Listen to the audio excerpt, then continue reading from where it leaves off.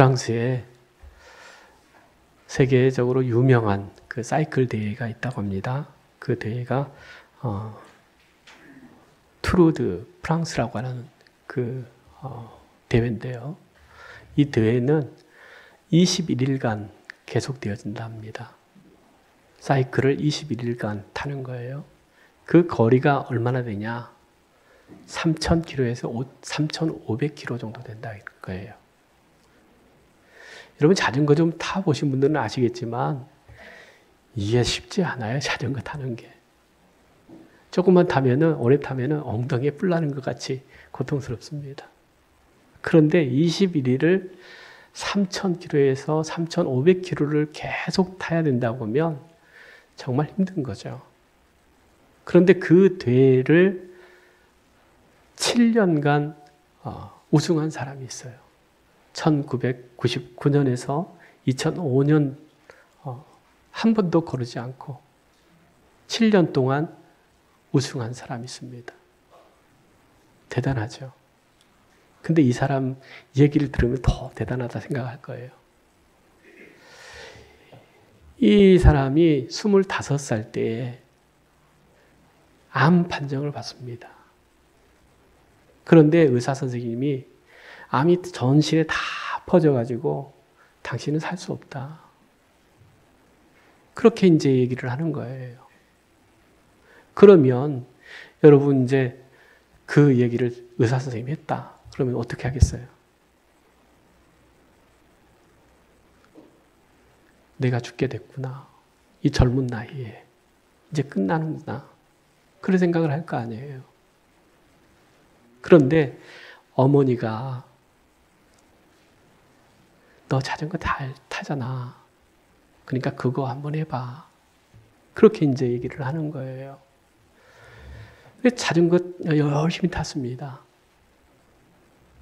그러니까 이제 한번 대회 한번 나가봐야지. 그래서 대회도 나갔어요. 근데 뭐 아픈 사람이 암 걸려서 이제 언제 죽을지 모르는 이 사람이 운동을 열심히 한다고 뭐 성적이 좋아지겠어요? 실망한 거죠. 그런데 그때 엄마가 하는 말이 야, 포기하지 마. 그렇게 얘기를 하는 거예요. 엄마 얘기를 듣고 포기하지 말자 해서 열심히 더 운동해가지고 1993년에 노르웨이에서 있는 이 사이클 대회에 참가했는데 거기서 우승을 한 거예요. 얼마나 놀랍겠습니까? 그런데 노르웨이 국왕을 만나는 또 영광도 얻었어요.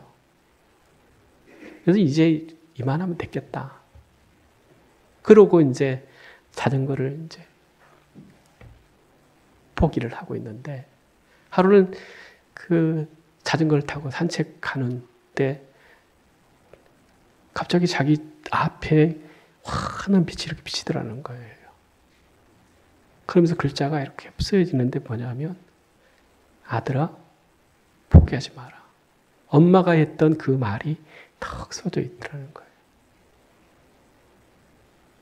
어느 순간에 그 글씨가 다 지워지더니 또 한 글씨가 쓰여지는데 무슨 글씨냐 하면 장애를 기회로 바꾸는 사람이 되어라 라고 하는 그 글이 써져 있는 거예요. 장애를 뭘로요? 기회로 바꾸는 사람 되라. 아, 이것은 보통 사인이 아니다 해서 열심히 운동해가지고 1999년부터 2005년 7년 동안 이 정말 말할 수 없는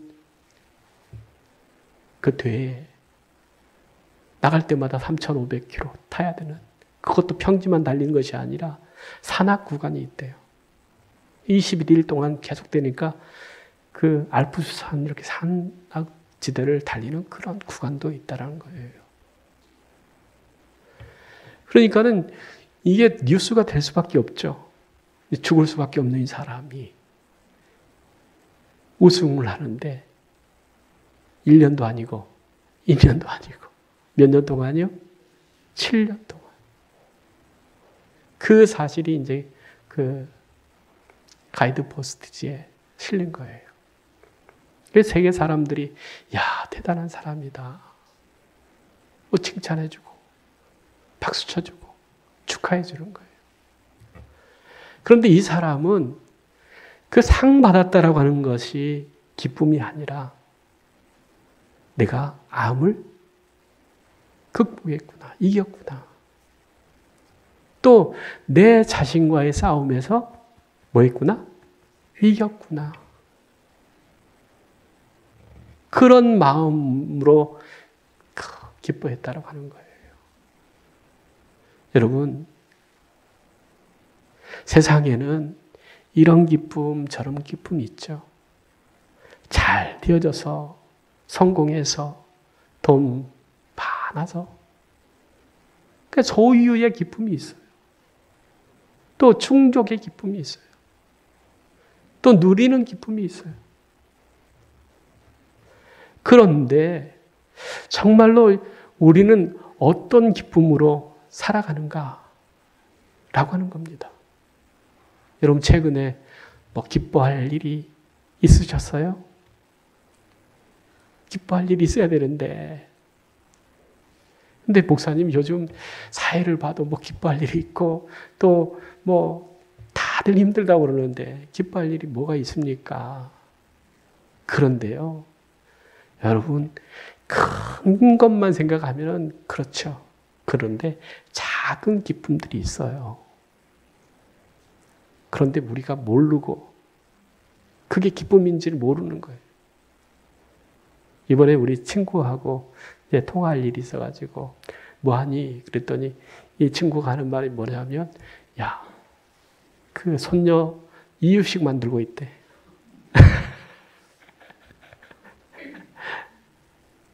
몇 개월 됐는데 그랬더니 7개월 됐대요. 근데 그 아이 뭘 만들고 있다고요? 이유식 만들고 있대. 그래서 야, 너 복 받는 줄 알아라. 영광인 줄 알아라. 그랬더니 친구가 하는 말이 뭐가 영광이야. 뭐가 복이야. 야, 며느리가 시어머니 시아버지한테 얘기 맡기는 거 쉽지 않아. 그런데 그 기회가 주어졌다는 게 얼마나 복이냐. 그랬더니 그렇게 생각하면 또 그게 복이 되겠다. 그렇게 이제 얘기를 하더라고요. 여러분 정말로 소소한 기쁨이 있어요. 그런데 그 기쁨들을 감사하지 못하고 그냥 살아가는 사람들이 너무 많아요. 여러분 네잎클로버가 무슨 의미인지 아세요? 행운이에요, 행운. 그런데 세잎클로버는 뭔지 아세요? 이거 이치원 권사님. 행복이래, 행복. 그런데 많은 사람들이 이 행운을 찾기 위해서 행복이라고 하는 이 세잎클로버를 다 밟고 다니는 거예요. 그 우리 삶이 행복인데 그 삶의 그 행복을 누리지 못하고 그 가운데서 뭐만 찾으려고 하는 거예요? 행운만 찾으려고 하는 거예요. 근데 행운이 그렇게 많던가요? 제 성경에 그 네잎클로버가 하나 있어요. 어떤 권사님이 목사님 제가 이거 하나 발견했는데요. 목사님 가지세요. 그러면서 주더라고.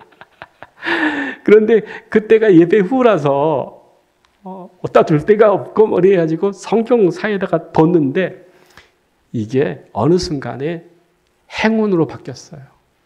한 입이 떨어졌어.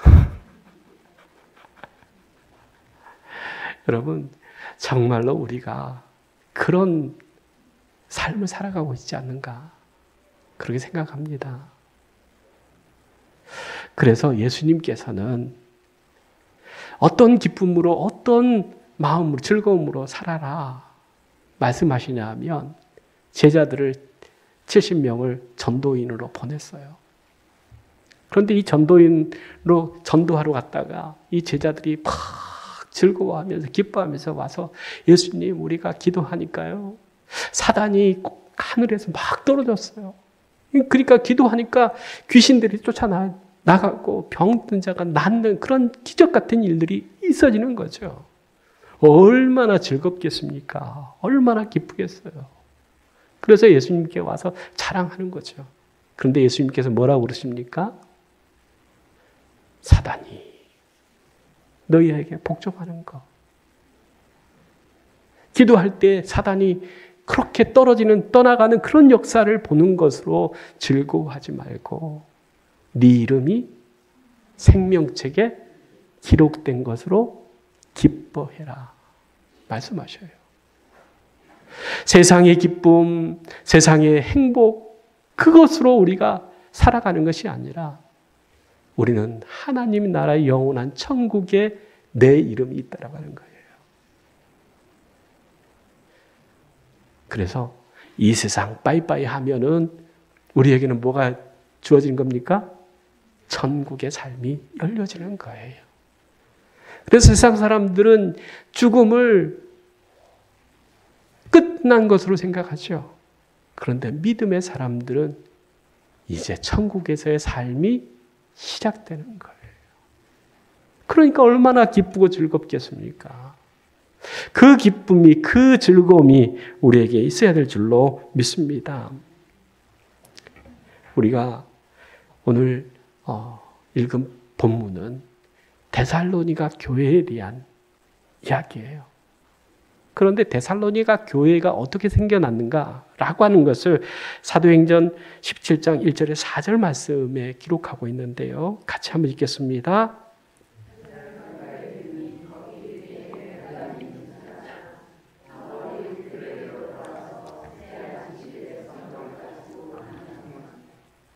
뜻을 풀어 그리스도가 해를 받고 죽은 자 가운데서 다시 살아나야 할 것을 증언하고 이르되 내가 너희에게 전하는 이 예수가 곧 그리스도 아니 경건한 헬라인들의 큰 무리와 적지 않은 귀부인도 권함을 받고 바울과 실라를 따르니라.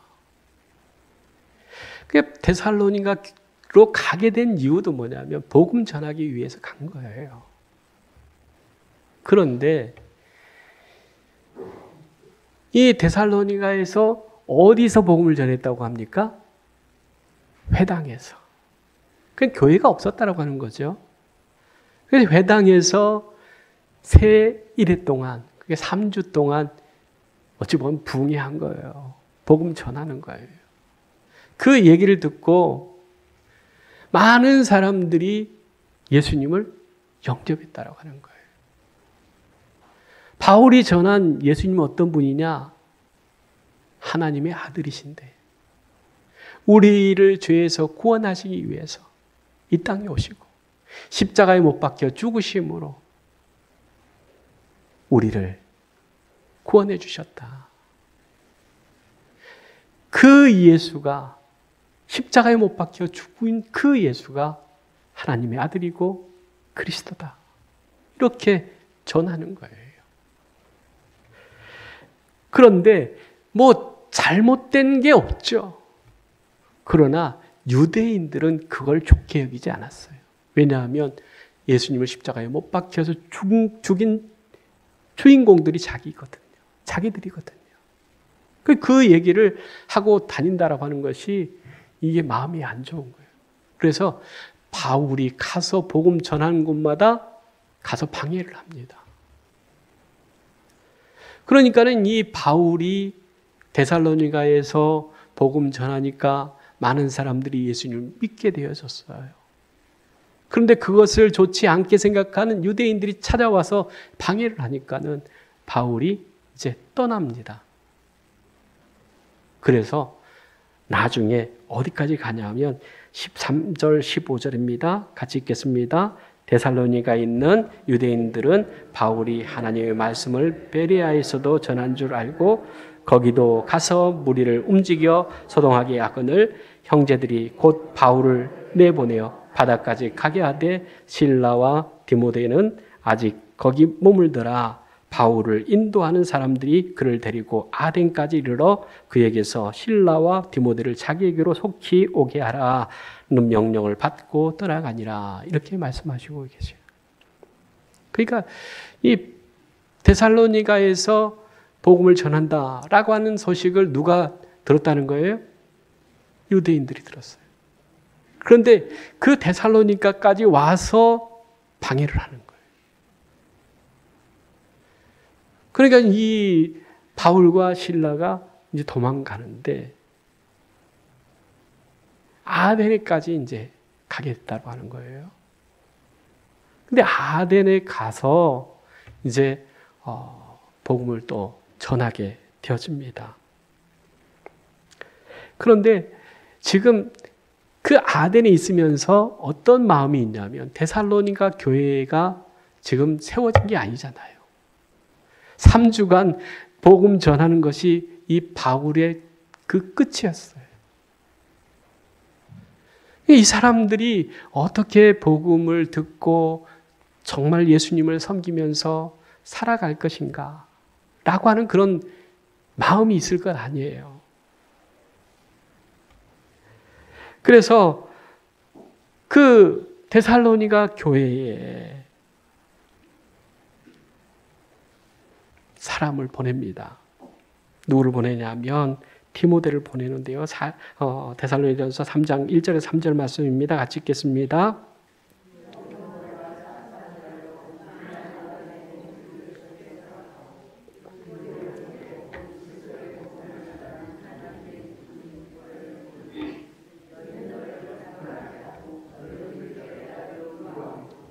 아무도 이 여러 환난 중에서 흔들리지 않게 하려 하노라.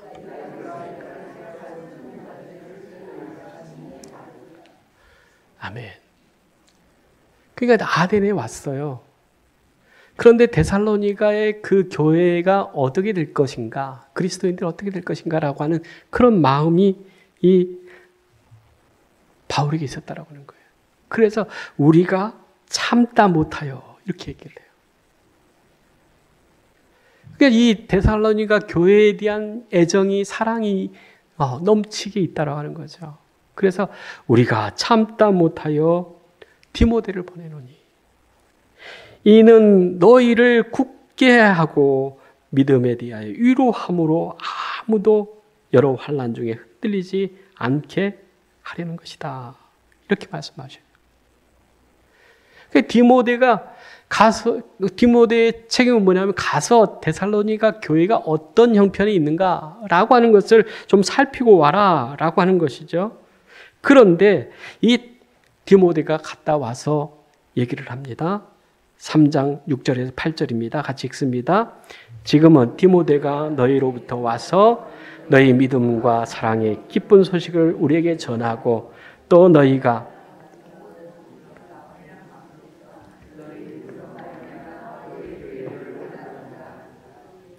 그러므로 너희가 주 안에 굳게 선즉 우리가 이제는 살리라.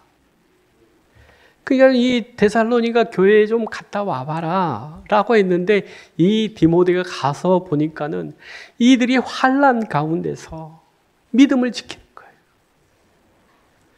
거기에 목회자가 있습니까? 그 항전직이 있었습니까? 그냥 21일 동안 복음 전하다가 이제 쫓겨서 지금 가 있는 거죠. 그런데 그 복음을 들었던 사람들이 어떻게 됐는가라고 하는 것을 좀 가서 봐라 라고 했더니 갔다 온 디모데가 하는 말이 그들이 환난 가운데서 핍박 가운데서 믿음을 굳게 지키고 있습니다.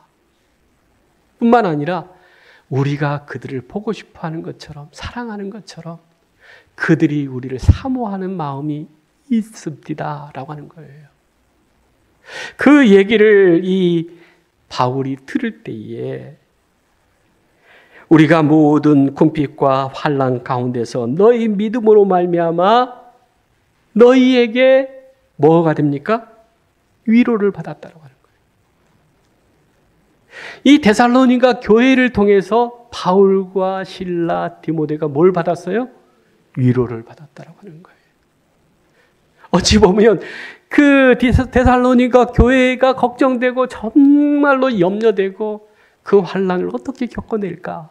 목회자도 없이 또 학령직 직분자도 없이 그냥 처음 시작된 이 교회가 어떻게 될까? 라고 하는 그런 마음이 있었는데 디모데를 통해서 듣는 얘기는 우리가 걱정하고 염려할 일이 아닙니다 라고 하는 거예요. 너무나 믿음이 확실하고요. 또한 우리가 그 잠깐 전한 그 복음을 귀하게 여기고 우리를 사모하면서 보고 싶어하는 마음이 큽니다.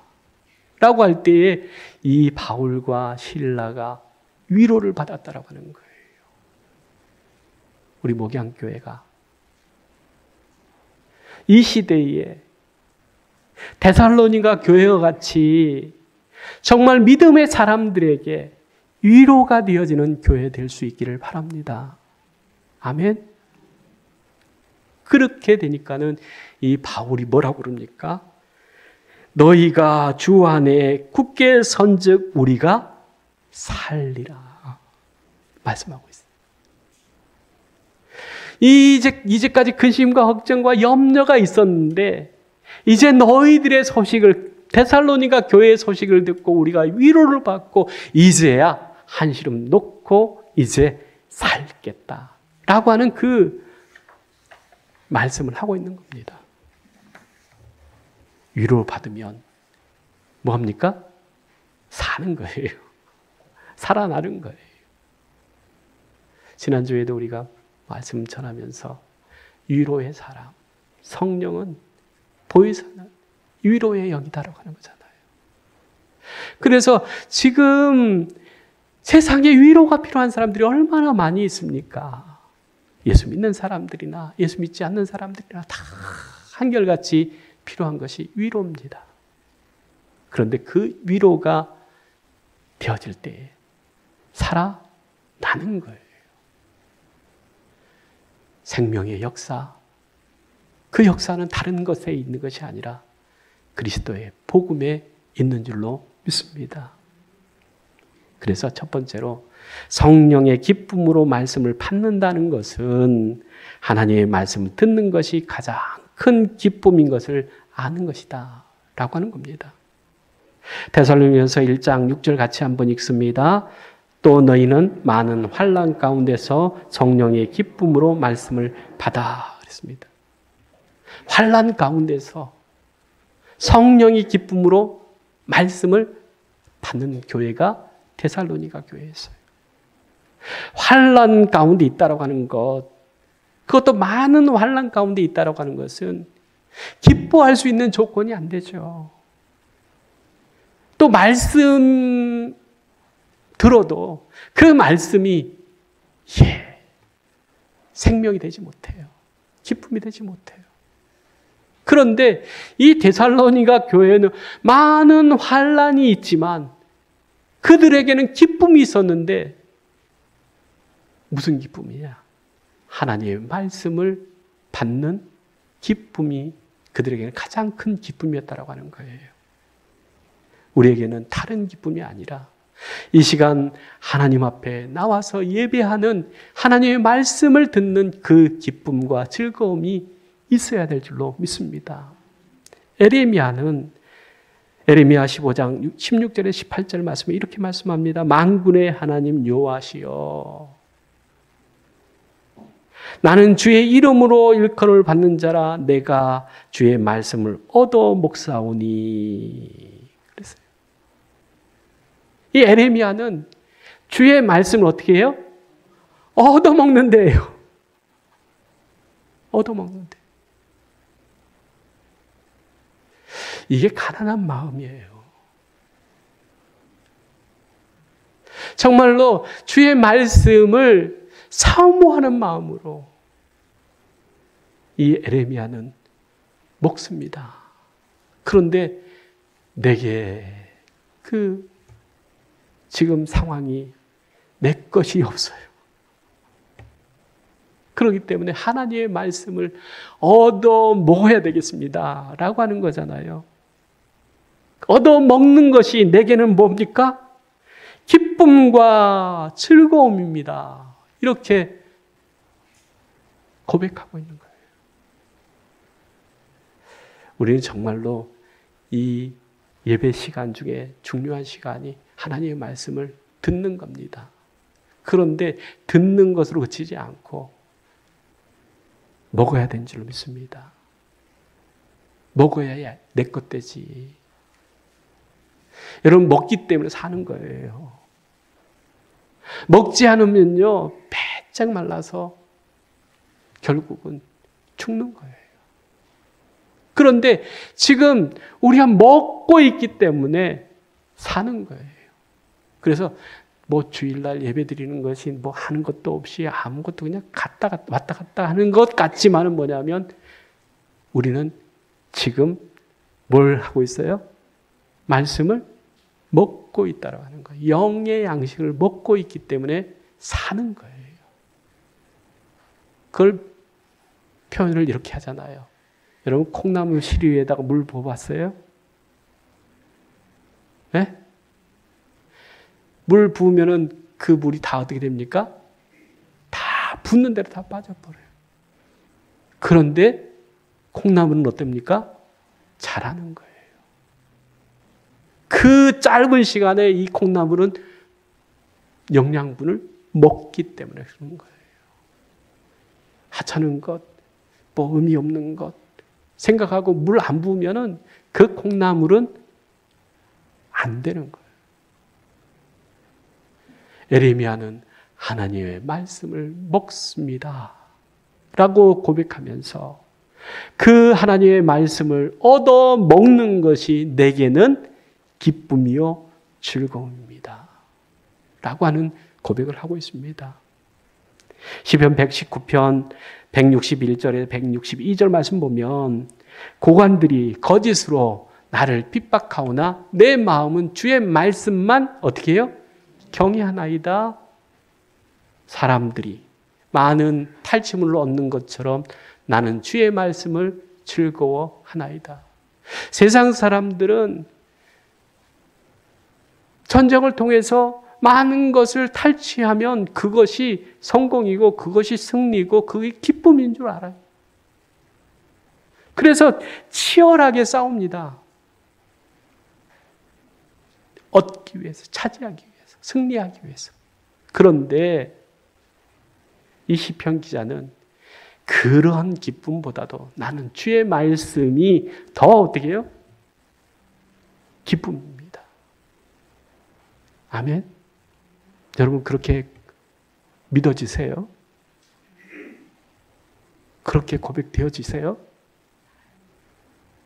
아니 세상의 것들이 탈취물 얻는 것이 승리하고 성공하고 얻는 것들이 얼마나 많고 그 기쁨이 얼마나 좋은데 그것보다 하나님 말씀 듣는 거, 하나님 말씀 보는 거, 하나님 말씀대로 사는 것이 내게 기쁨입니다. 그렇게 고백하는 것은 그냥 하는 소리지. 그런데 이 시편 기자는 이게 진심이었을까요? 거짓이었을까요? 진심이었죠. 왜냐하면 그 지금 세상 사람들은 고관들은 거짓으로 이렇게 이해하잖아요.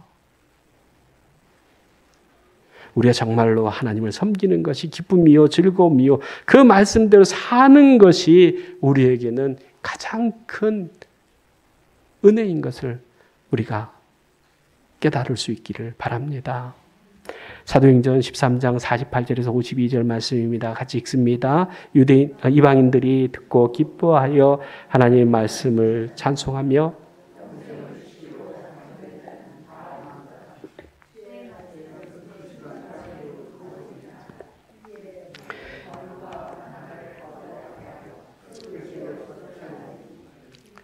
이고니온으로 가거늘 제자들은 기쁨과 성령이 충만하니라. 아멘. 여러분 전도해 보셨어요? 쉽지 않죠. 그런데 전도하면서 상처받으신 분들이 많아요. 왜냐하면 그 사람들은 사정 안 봐주거든. 그냥 생각나는 대로 그냥 말하는 거예요. 그러니까 전도하고서도 뭐냐면 내가 괜히 했어. 그런 생각이 들죠. 하지 말걸. 그래서 다음에 전도하려고 할 때, 이거 해야 되냐 말아야 되냐 고민이 굉장히 많이 돼요. 그런데 오늘 말씀을 보니까는 이 제자들은 복음 전하는 것, 그 일로 가는 곳마다 쫓겨나고, 바울은 그렇지 않습니까? 태장도 맞고, 고개도 갇히고. 이유는 딱 한 가지예요. 복음 전하는 거예요. 복음 전하면서 대우받겠다? 대접받겠다? 그런 생각은 전혀 다 버려야 돼요. 그리고 쫓겨나고, 또한 사람들에게 그 부대접을 받아도 이 제자들은 뭐가 있었다는 겁니까? 기쁨과 성령이 충만했다라고 하는 거예요. 전도하고 상처받았다라고 하시는 분들은 뭐냐면 이 성령을 의지해서 하시는 것이 아니에요. 내가 해봐야지. 어떻게든지. 내가 하는 거예요. 그렇기 때문에 안 되니까는 뭐냐면 실망하고 좌절하는 거예요. 또 한마디 말에 그냥 무너지는 거예요. 그런데 이 제자들은 성령의 기쁨, 그 기쁨이 있었기 때문에 뭐냐면 지금 막 쫓아내고 막 때리고 핍박해도 그들에게 뭐가 있습니까? 기쁨이 있었다고 하는 거예요. 우리가 정말 예수 믿는 기쁨이 우리에게 있어야 될 줄로 믿습니다. 복음 전하는 기쁨이 있어야 돼요. 하나님 말씀 듣는 기쁨이 있어야 돼요. 두 번째는 뭐냐면 성령의 기쁨으로 말씀을 받는 자는 주를 본받는 자 되는 것이다 라고 하는 겁니다.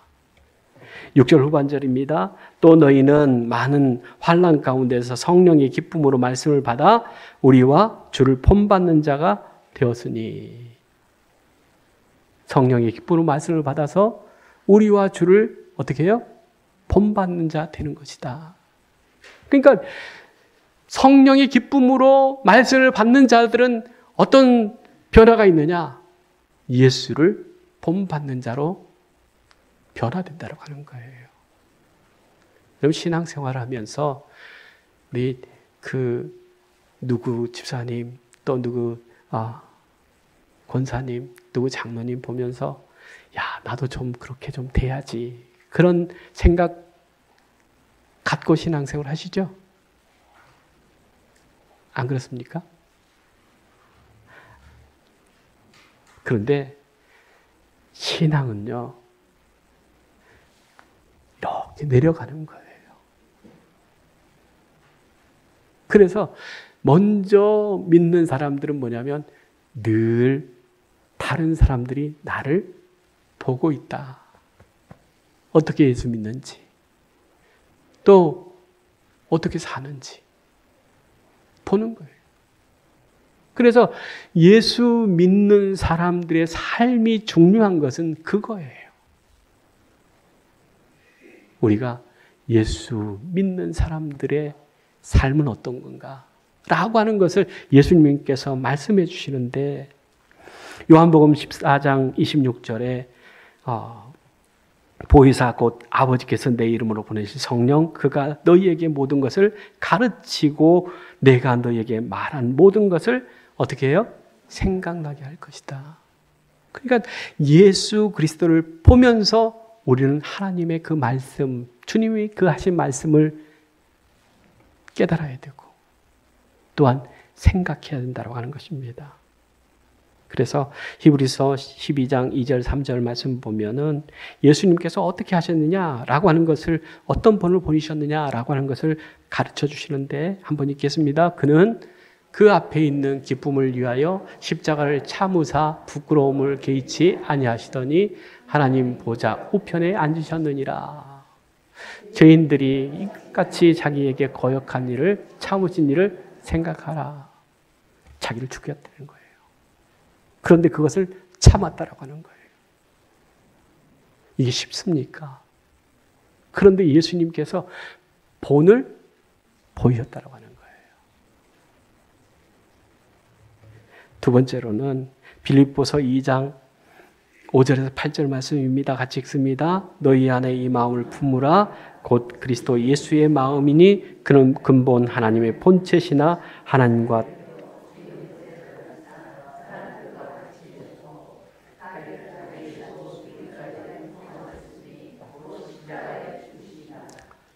십자가의 죽음은 하나님의 말씀에 순종하는 것, 복종하는 것이었다고 하는 거예요.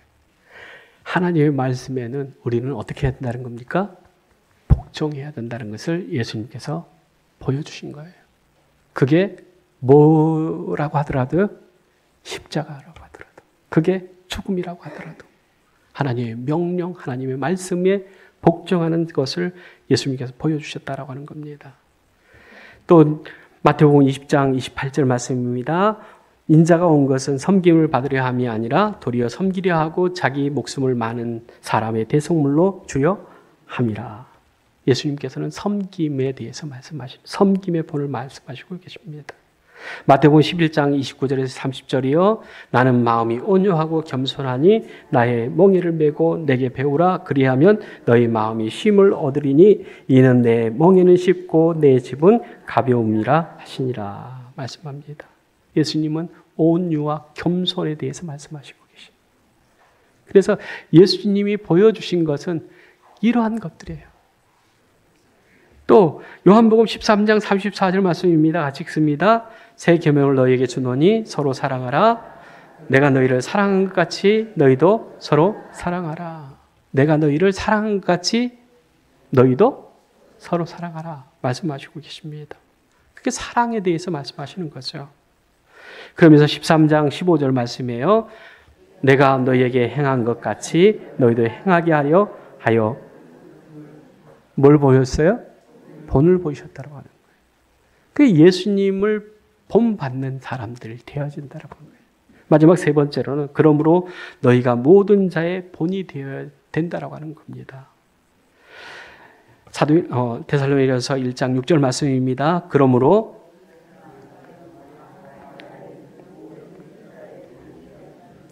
모든 믿는 자의 뭐가 됐어요? 본이 되었다. 누가요?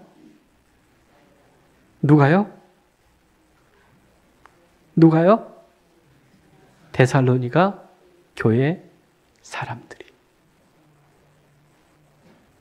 데살로니가 교회는 어떤 교회였다고 했습니까? 바울이 3주 동안 복음 전해서 그 세워진 교회가 데살로니가 교회예요. 바울은 그러고 나서 걱정되고 염려되고 그렇게 생각했던 그런 교회예요.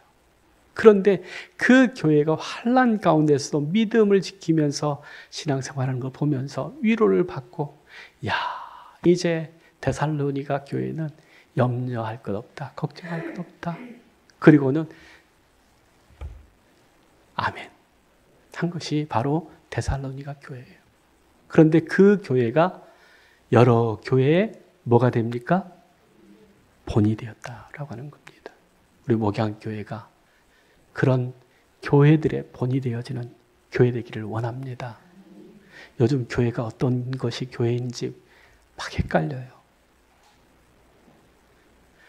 어떻게 사는 것이 그리스도인의 삶인지 헷갈려요. 그런데 정말 우리 목양교회는 데살로니가 교회같이 환난 가운데서도 믿음을 지키고 본이 되어지고 그리스도를 본받아서 모든 교회의 본이 되어지고 위로가 되어지고 기쁨이 되어지고 살려주는 교회 되어져서 목양교회 가봐라. 아멘? 예수 믿지 않는 사람들이 더 교회 가려고 하는데요. 그러면 어디 가봐라? 목양교회 가봐라. 그 정도는 돼야 될 거 아닙니까? 바울이 그 얘기하고 있는 거예요. 데살로니가 교회에 좀 본받아라. 그게 교회지. 그 교회에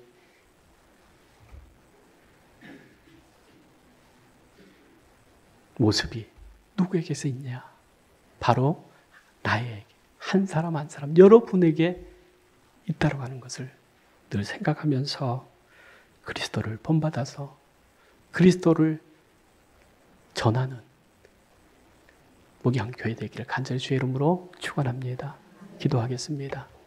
사랑의 하나님 참 감사합니다. 대한민국에도 많은 교회들이 있습니다. 그러나 세상 사람들이 저것도 교회냐? 손가락질 받고 조롱받는 교회 되지 않게 하여 주시옵소서. 우리 목양교회가 한국 교회의 모범이 되어지는 교회 되게 하여 주시옵소서.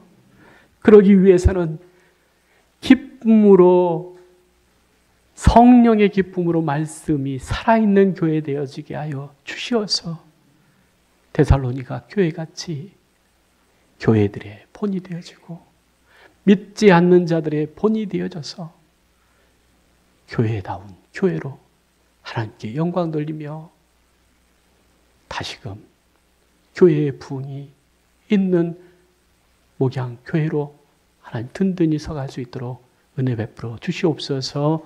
예수님의 이름으로 기도드리옵나이다. 아멘.